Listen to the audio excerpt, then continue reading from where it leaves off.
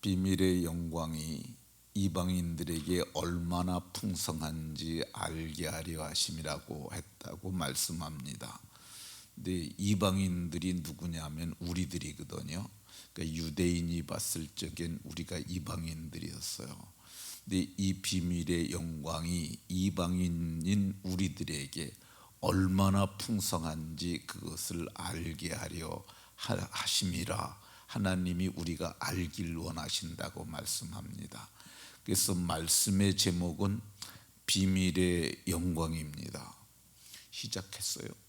어제도 중간에서 했더만. 네. 오늘 본문 26절에는 이 비밀을 말씀하세요. 이 비밀은 만세와 만대전으로부터 감추어졌던 것이라고 말씀합니다. 이 비밀은 때가 참에 나타나셨는데 여자의 몸에 나셨고, 그리고 마침내 그분께서 이 십자가에서 우리의 죄를 대속하심으로 만천하에 드러났고 하늘에 올리우셨고, 그리고 말씀하신 그대로 다시 오시게 되므로 이제는 그의 성도들에게 나타나게 됐습니다. 이 비밀이 나타났지만은 세상은 몰라요. 나타난 지가 2000년이 지났음에도 불구하고 세상 사람들은 이 비밀을 알지 못합니다. 이 비밀은 누가 아느냐? 그의 성도들, 그의 피로 속량받은 저와 여러분들만 알게 됐는 줄로 깨달으시기 바랍니다. 하나님께서는 이 비밀을 우리가 알기를 원하세요. 왜 그러냐면 알지 못하면 가치를 모르기 때문에 그렇습니다. 어제 제가 반지하고 반지곽의 비유를 들었잖아요. 성경에는 질그릇 속에 보배를 가진 사람들이 우리들이라고 얘기를 해요.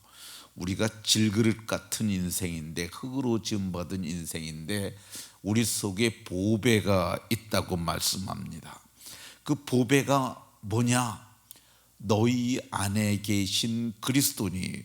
오늘 27절에 보면 우리 안에 계신 보배가 예수 그리스도라고 말씀합니다. 근데 이 예수 그리스도께서 우리 안에 들어오시게 됐어요. 어떻게 그분이 우리 안에 들어오십니까? 복음을 듣고 복음을 깨닫고 복음을 믿고 예수님을 맞아들이는 그 순간 그분이 우리 안에 계시게 됩니다. 근데 우리 안에 계시도록 그분을 모시는 것은 우리가 복음을 수납하는 것, 이게 믿는 역사는 우리에게 있어야 하고요. 그러나 그분의 영광이 우리 가운데 풍성하시도록 성경은 어두운 데를 빛이라 이렇게 말씀하셨던 그 하나님께서 예수 그리스도의 얼굴에 있는 하나님의 영광을 아는 빛, 그것을 우리 마음에 비춰주심으로 우리가 빛의 자녀가 되고 빛 가운데 살도록 이 하나님께서 우리에게 은혜를 베풀어 주셨습니다.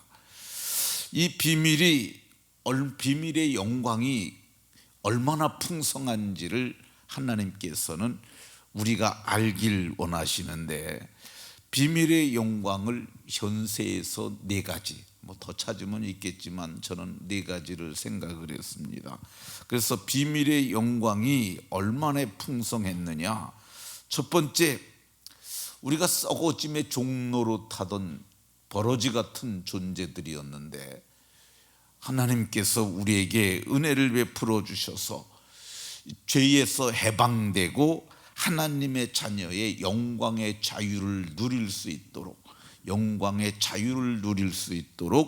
우리에게 알게 하셨어요. 이게 비밀의 영광의 풍성함의 첫 번째입니다. 두 번째, 비밀의 영광이신 그리스도의 영광이 얼마나 풍성했느냐. 고린도후서 4장 17절에 보면 우리가 잠시 받는 환난에 경한 것이 영원한 영광에 중한 것을 이루게 하신다고 말씀합니다. 환난에 경한 것, 경은 가벼울 경자를 쓴 겁니다. 환난이 우리가 살다가 보면 이제 우리에게 환난이 옵니다. 이게 환난은 이 세파를 의미하기도 하지만은 본문의 환난은 저는 육체적인 것으로 많이 생각을 하게 됩니다. 근데 이 환난이 어떤 거냐?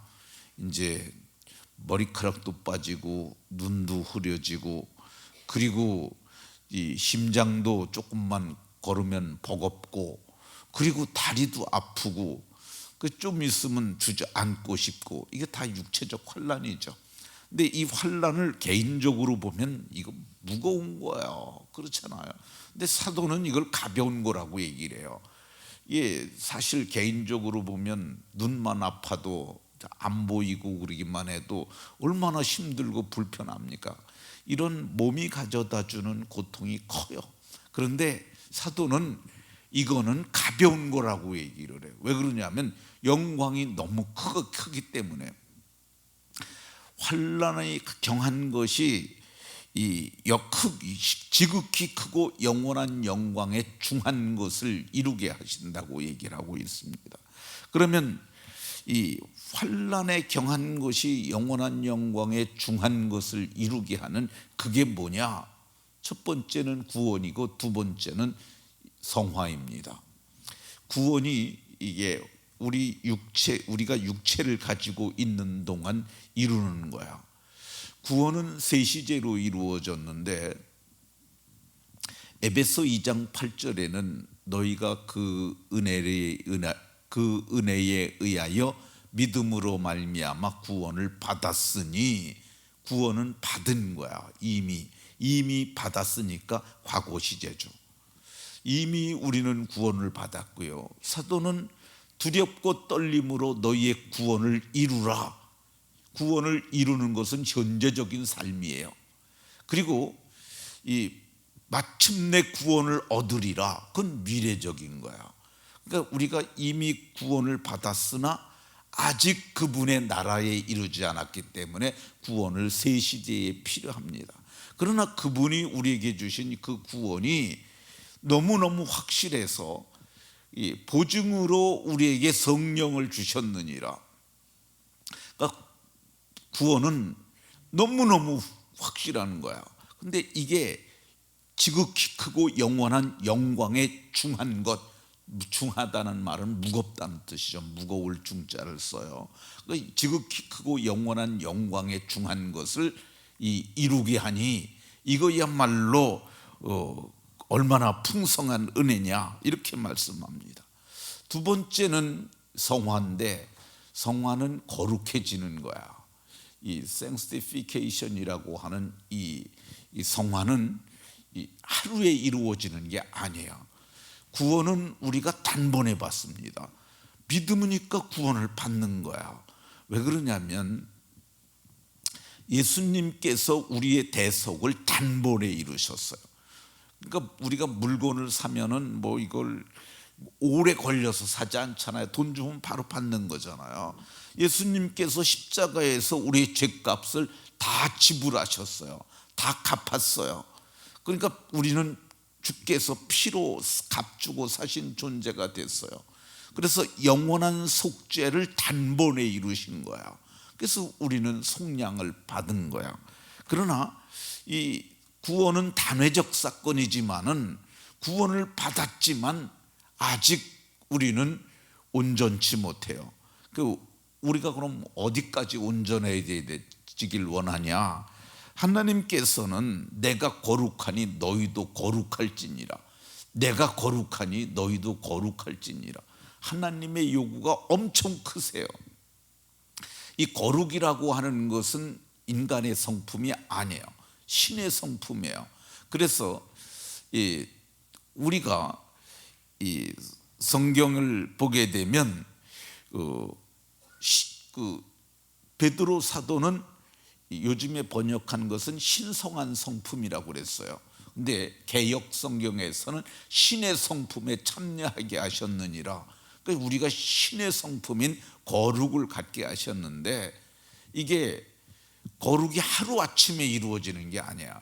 이미 거룩해졌지만, 예수의 피로 핏부림을 받아서 우리가 이미 거룩해졌지만, 이 거룩이 거룩은 이게 점진적으로 이루어지는 사건이에요. 그래서 예수님 믿고 구원을 받았다 할지라도 거지 같은 삶을 살았던 삶이 다 바뀌는 게 아니잖아요. 근데 오래 신앙생활을 하면서 점점 바뀌어서 마침내는 이 아들의 형상을 이루게 되고 그분의 성품을 이루게 되는 건데, 하나님께서 내가 거룩하니 너희도 거룩하라고 그러세요. 왜 이런 요구를 하십니까? 그분이 우리의 아버지가 되시기 때문에 그렇습니다. 자식이니까 아버지를 닮는 거야. 우리 속에는 하나님의 씨가 있어요. 그러니까 우리가 하나님의 씨가 있으니까, 이 씨가 스폼이라는 말인데, 스폼이라는 단어인데 이게 뭘 의미하는 거냐면은 종자를 씨를 의미하는 거예요. 좀 더 직설적으로 표현을 하면 남자에게 있는 씨예요. 하나님의 씨가 우리 안에 와서 우리가 그분을 아버지라고 부를 수도 있도록 아들의 영도 주셨고, 그러니까 너희가 내가 거룩하니 너희도 거룩하라고 거룩을 요구하시는 거야.